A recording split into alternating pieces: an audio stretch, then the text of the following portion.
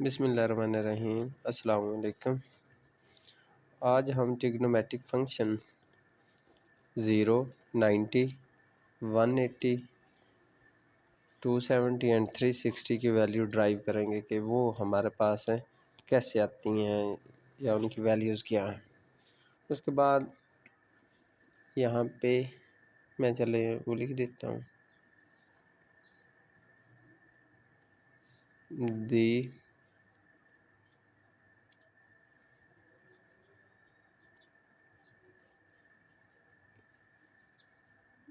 values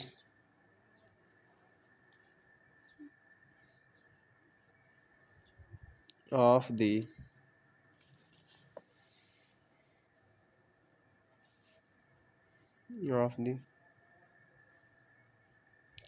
trigonometric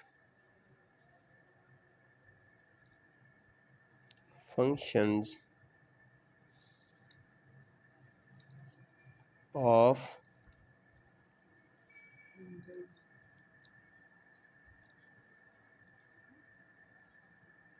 angles 0, 0 degree, 90 degree, 180 degree and 270 degree, 360 degree. यहाँ पे एक बहुत ही इम्पोर्टेंट शॉर्ट क्वेश्चन कह लें या MCQs, क्योंकि MCQs ज़्यादा आते हैं, शॉर्ट क्वेश्चन तो इस तरह के कम ही पूछे जाते हैं। तो वो क्या है कि व्हेन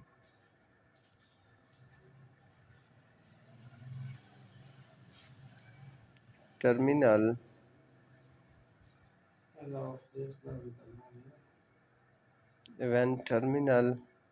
लाइन, अब ये टर्मिनल और इनिशियल लाइन दो आपको पता होनी चाहिए। व्हेन टर्मिनल लाइन, जैसे पहले मैं ये आपको बता दूं, ये हमारे पास एक रे है, इसको हम कहेंगे initial line, IL mean initial line, और ये उसके साथ एक और लाइन है, इसको अगर हम इस डायरेक्शन में मूव कर रहे हैं तो ये होगी टर्मिनल लाइन। और अगर दो rays having same vertex form an angle, दो रेज जिनका कॉमन वर्टिक्स पॉइंट हो वो क्या बनाती हैं, एक एंगल बनाती है, जिनमें से एक को हम इनिशियल लाइन कहते हैं, दूसरी को टर्मिनल लाइन। अगर ये टर्मिनल लाइन जो है ये वाली, ये लाइन क्वाड्रेंटल, अगर ये एक्स एक्सिस या Y axis, terminal line x axis या वाई एक्सिस, दोबारा देखें, ये हमारे पास दो रेज हैं, इनमें ये इनिशियल, ये टर्मिनल, और ये दोनों का कॉमन पॉइंट है वर्टिक्स, जहाँ पे दो रेज मिल रही होती हैं उसको कहा जाता है वर्टिक्स, और दो रेज मिलके एक एंगल बना रही हैं। और इनमें से अगर टर्मिनल लाइन एक्स एक्सिस या वाई एक्सिस पे हो, अब ये एक्स एक्सिस और ये कौन सा है, वाई एक्सिस, ये टर्मिनल लाइन जो है ये फ़र्क कर ली इस पॉइंट से है। अगर इस एक्सिस पे है, इस एक्सिस पे, इस पे या इस पे, किसी भी एक एक्सिस पे है टर्मिनल ये लाइन, तो उनको हम क्वाड्रेंटल एंगल कहते हैं। When terminal line lies on the x-axis or the y-axis, the angle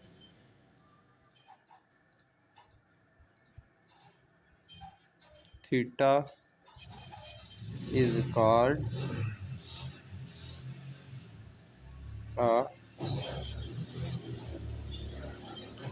quadrantal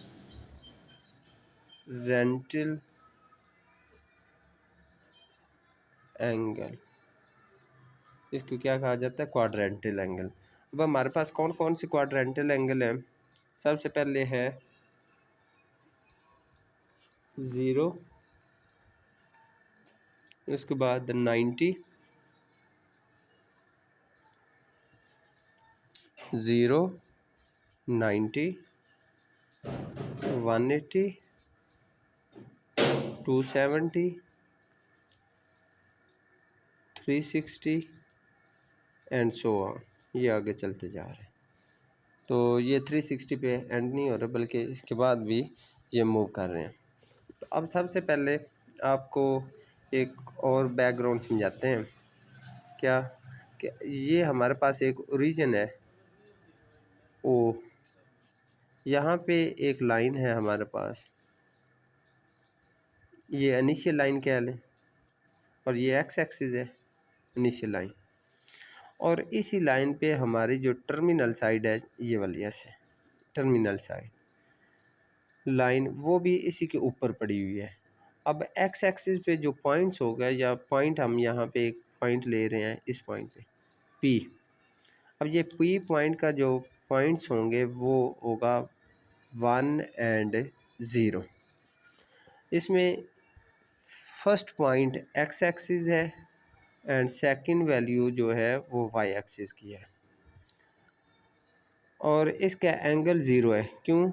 ये जो पहली लाइन थी इनिशियल लाइन वो भी सेम है, और जो सेकंड है वो भी सेम है। तो अब इन दोनों के दरमियान जो एंगल है वो कितना है? Angle theta is equal to 0। तो इनमें एंगल कितना है? 0। अब यहाँ पे मैंने आपको बता दिया एक्स वो हमारे पास क्या है? 1 है, और वाई क्या है? 0 है, और थीटा क्या है? वो भी 0 है। अब हमारे पास ट्रिग्नोमेट्रिक फंक्शन कितने होते हैं? 6। उनको पहले हम लिखते हैं, या वैल्यूज़ अगर आप ड्राइव करना चाह रहे हैं तो यहाँ पे देखें, अगर इस सारी लाइन को अगर हम घुमाएंगे तो ये एक सर्कल ड्रा होगा। इसलिए हम पाइथागोरस थ्योरम अप्लाई कर लें, या जस्ट आर लिख लें, आर मीन रेडियस। तो वो आर किसके इक्वल होता है? X square plus y square whole square root. अब एक्स की वैल्यू क्या है? 1, वाई की वैल्यू क्या है? 0, 1 plus 1 square, sorry, r is equal to x square plus y square. X की जगह 1 square plus 0 square whole square root. After simplification we will get 1। R की वैल्यू क्या आ गई हमारे पास? 1। अब देखें हमारे पास 6 ट्रिग्नोमेट्रिक फंक्शन है, जिसमें से सबसे पहले साइन। अब थीटे की जगह क्या आ जाएगा? 0। साइन होता है वाई ओवर आर, उसके सामने लिख लें कोसेक 0, वो इसका उलट आ जाएगा, तो वो क्या आ जाएगा? आर ओवर वाई कर लें, या इसकी जो वैल्यू होगी उसका रेसिप्रोकल ले लें। सेकंड ये कॉस थीटा की जगह यहाँ पे 0 ले लें, कॉस 0, वो क्या आ जाएगा? X over r. इधर आप उसके सामने सीकेंट वो वैल्यू पुट कर लेना, 0 डिग्री। उसके बाद tan 0, उसके लिए हम आपको पहले बता चुके हैं, ये होगा y ओवर x।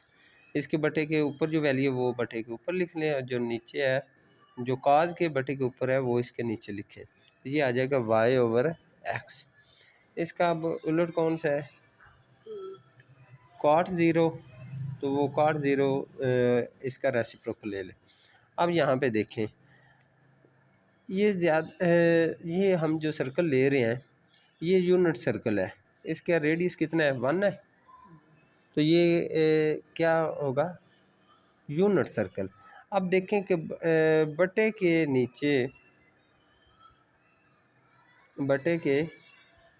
नीचे इसकी क्या वैल्यू आ रही है? 1। R mean radius, radius X axis या Y axis, X axis Y axis, इनमें से अब वाई की कीमत क्या है? 0, आर की जगह 1, 0/1 0, और इधर क्या आ जाएगा? जिसकी वैल्यू इधर 0 आ रही, इधर अनडिफाइन होगी, तो ये क्या है?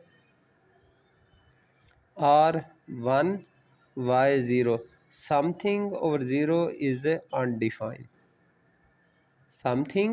समथिंग मीन कुछ भी वैल्यू, और बटे में 0 आ जाए तो हमेशा क्या आ जाएगा? अनडिफाइंड। अब x की वैल्यू क्या है भला?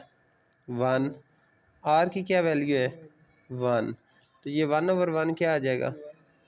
1/1 1।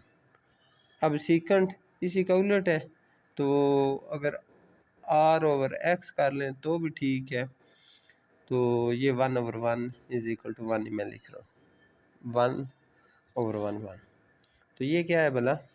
y मीन 0/1, समथिंग ओवर 0 0 नहीं, अनडिफाइंड, समथिंग ओवर 0 अनडिफाइंड। तो ये क्या है? अगर जो अनडिफाइंड है 0, अब y की कीमत क्या है? 0 समथिंग,